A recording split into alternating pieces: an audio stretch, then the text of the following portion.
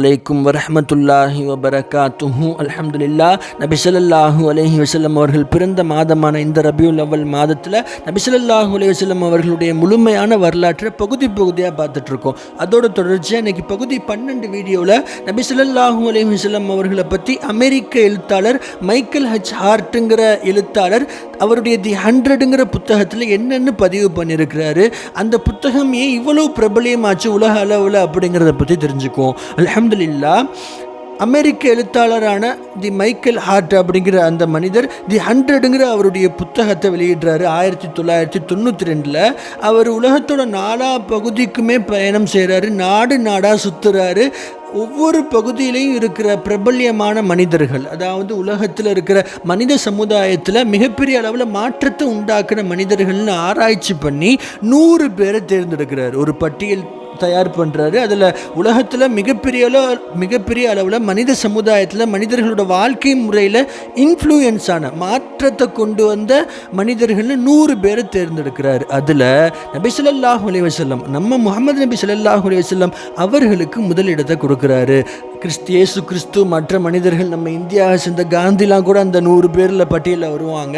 மற்றவங்க எல்லாருமே அடுத்தடுத்த இடங்களை கொடுத்துட்டு நம்ம நபி ஸல்லல்லாஹு அலைஹி வஸல்லம் அவர்களுக்கு முதலிடத்தை கொடுக்குறாரு. இதனால் 1992 அவர் நிறைய பிரச்சனைகளை ஃபேஸ் பண்ணுறாரு. நம்ம இயேசு கிறிஸ்துவெல்லாம் பின்னாடி போட்டுட்டு இந்த முகமதுக்கு நீங்கள் எப்படி முதலிடத்தை கொடுத்தீங்க அப்படின்னு அவர் அரசியல் ரீதியெல்லாம் மிகப்பெரிய பிரச்சனைகளெல்லாம் சந்திக்கிறாரு, சவால்களை சந்திக்கிறாரு. ஆனால் எல்லாத்துக்குமே அவர் சரியான ஒரு சிறப்பான ஒரு பதில் ஒன்று சொல்லுவார். மனித சமுதாயத்தில் எத்தனையோ மனிதர்கள் மாற்றத்தை கொண்டு வந்திருக்கிறாங்க.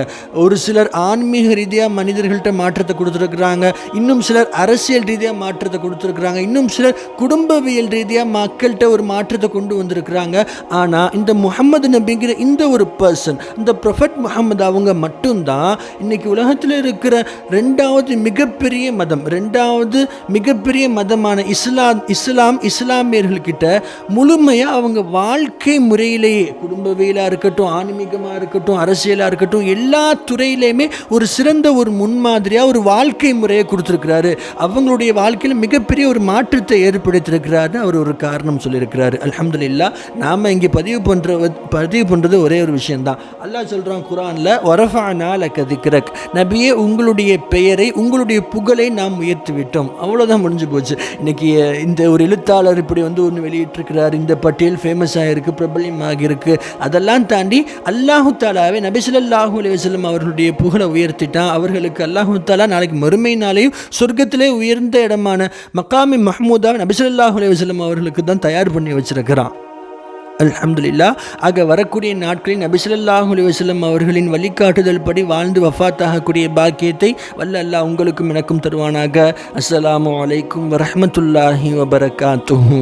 போன்ற இஸ்லாம் சம்பந்தமான விஷயங்களை தினமும் தெரிந்து கொள்வதற்கு நமது சேனலை சப்ஸ்கிரைப் செய்யுங்கள். உங்களுக்கு தெரிந்த மற்ற முஸ்லிம்களுக்கும் இதை பகிருங்கள். அல்லாஹ் கபூல் செய்வானாக.